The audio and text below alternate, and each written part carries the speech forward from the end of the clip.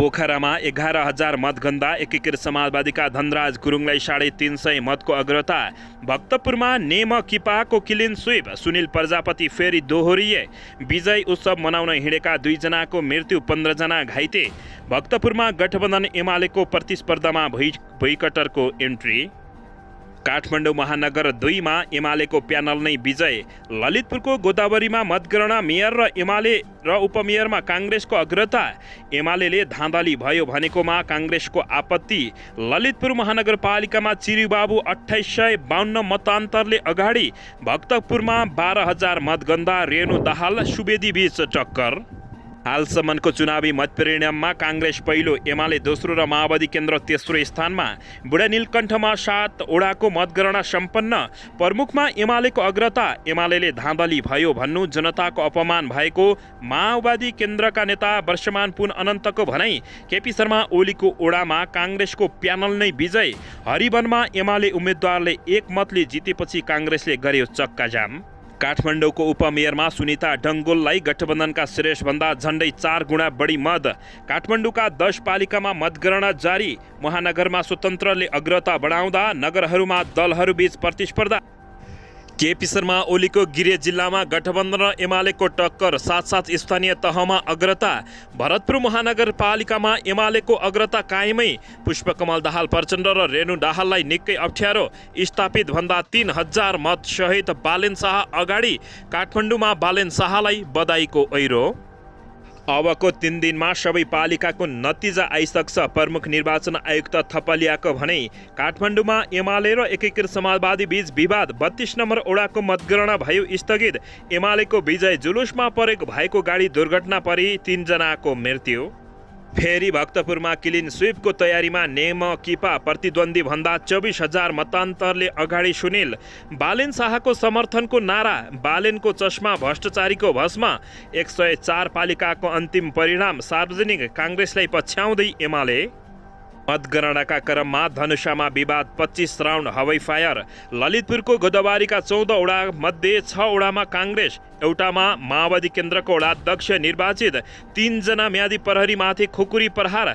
धनुषाको धन्जैयामा भीषण झडप, स्थिति नियन्त्रणमा लिन हवाई फायर।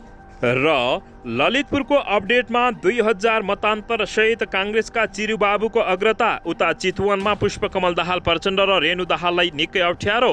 काठमाडौँमा भने बालन शाह निकै अगाडि। अब हेर्नुहोस् पुरा समाचार। दर्शक महानुभावहरू नमस्कार। नेपाली न्युज टिभीको न्युज बुलेटिन खबरमा यहाँहरूलाई हार्दिक स्वागत छ। म पुष्कर अली सदाझै आज पनि तपाईँहरू माझ देश तथा विदेशका महत्त्वपूर्ण समाचार अपडेटका साथ उपस्थित भइसकेको छु।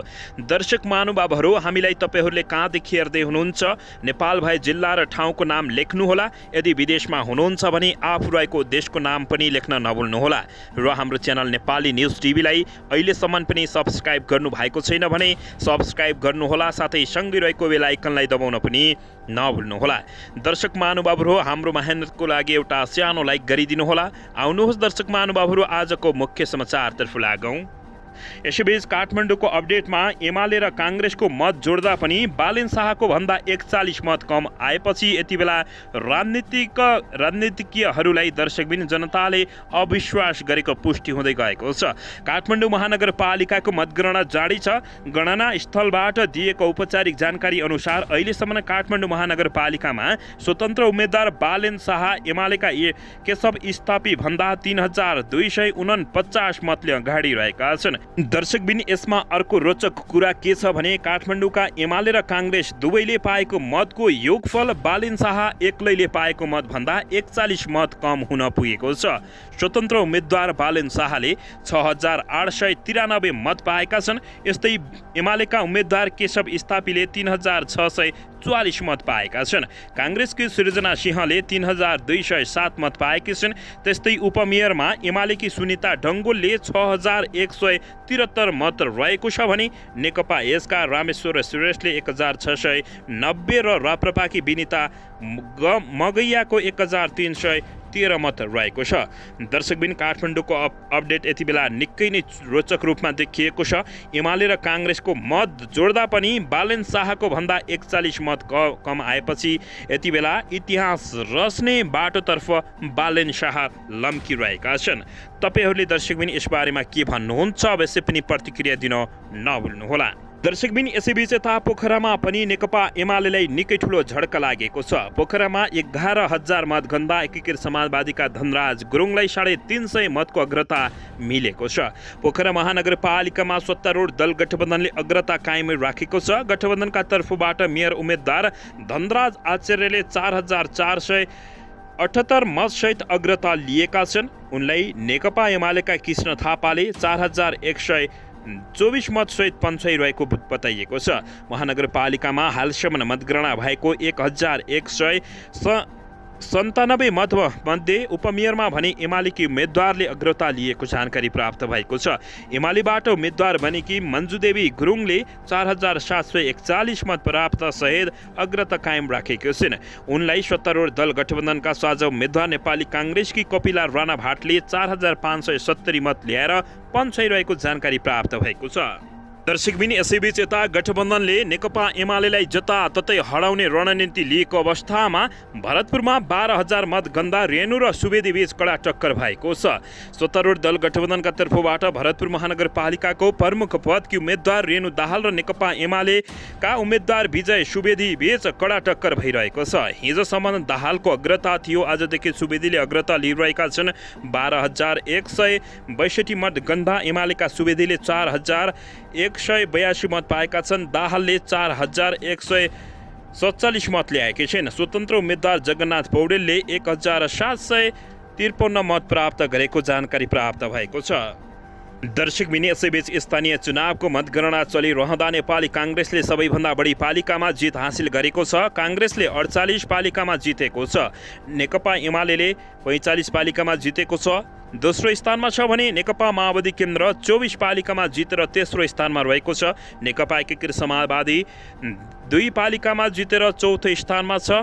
स्वतन्त्र तथा अन्यले 2 पालिका जितेका छन्। मतगणना चलिरहेको काङ्ग्रेस 252 पालिकामा अगाडि छ। एमाले 143, माओवादी केन्द्र 92, नेकपा एस 18, जसपा 29 र लोसपा 11 स्थानमा अगाडि छन्। अन्य दल तथा स्वतन्त्र 25 स्थानमा अगाडि छन्। काङ्ग्रेसले 51 उपप्रमुख तथा उपाध्यक्ष जितेको छ। एमाले 38, माओवादी केन्द्रले 18, नेकपा यसले 5, जसपाले 2 र अन्यले 2 जितेको जानकारी प्राप्त भएको छ। दर्शकबिन यसैबीच यता विजय उत्सव मनाउन जाने क्रममा सल्यानमा करेन्ट लागेर 2 जनाको मृत्यु भएको छ। सल्यानको कुमाख गाउँपालिका 4 कोर्ते गाउँका गोपाल बुढाथोकी र सोही वडाको स्यानिलेपीका लोकेन्द्र राणाको मृत्यु भएको हो। सल्यानको कुमाख गाउँपालिका 3 रागेचोरमा रहेको निर्वाचन अधिकृतको कार्यालयमा वडा नम्बर 4 बस्नेत जिउलालबाट गाडी रिजर्भ गरेर जाने क्रममा स्यानिपालीमा करेन्ट लागेको बताइएको छ। जानकारी अनुसार गाडीको छतमा बसेको बेला विद्युतको तारको कारण करेन्ट लागेको बताइएको छ। करेन्ट लागेर घाइते भएका 15 जनालाई उपचारको लागि रुकुम पश्चिमको चौरजोहारी अस्पतालमा ल्याइएको छ। अस्पतालका अनुसार घाइतेमध्ये 5 जनाको अवस्था गम्भीर रहेको छ। मृतक 2 जनाको शव चौरजोहारी अस्पतालमा राखिएको जानकारी प्राप्त। दर्शकबिन यसैबीच यता भक्तपुर नगरपालिकामा नेपाल मजदुर किसान पार्टी नेमकिपाले क्लिन स्विप गरेको छ। नेमकिपाले मेयर, उपमेयर र 10 वटै वडा अध्यक्षमा फराकिलो मतको अन्तरालले विजय हासिल गरेको छ। मेयरमा विजय सुनवाली प्रजापतिले 29,200 र उपमेयरमा विजय रजनीले जोशीले 29,695 मत प्राप्त गरेका छन्। नेकपा एमालेका रविन्द्र लामिछ्युले 2,837, नेपाली काङ्ग्रेसका रामप्रसाद काशुले 3,352 र नेकपा माओवादी केन्द्रका तुलसी भक्त सुरुवालले 742 मत प्राप्त गरेका छन्। दर्शकबिन शुक्रबार सम्पन्न स्थानीय तह निर्वाचन अन्तर्गत 100 भन्दा धेरै स्थानीय तहको मत परिणाम सार्वजनिक भएको छ। सोमबार बिहान अर्थात् आज 11 बजेसम्म प्राप्त मत परिणाम अनुसार नेपाली काङ्ग्रेस अग्रस्थानमा रहेको जानकारी प्राप्त भएको छ। काङ्ग्रेसले हालसम्म 40 स्थानीय तहमा प्रमुख जितेको छ। त्यस्तै 45 पालिकाको उपप्रमुखमा जित हात पारेको छ। दोस्रोमा रहेको नेकपा एमाले 37 पालिकाका प्रमुखमा जित हासिल पारेको छ।